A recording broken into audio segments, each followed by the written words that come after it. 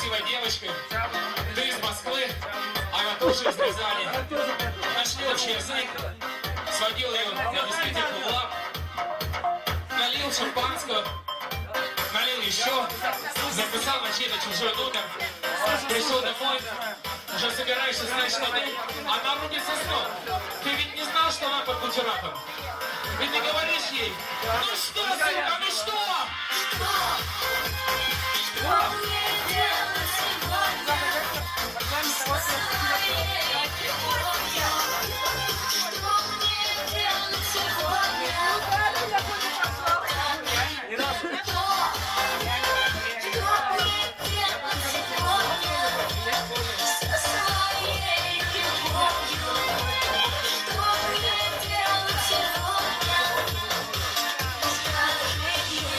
Слово презервативом стоит относиться внимательно, особенно после 6-го аборта.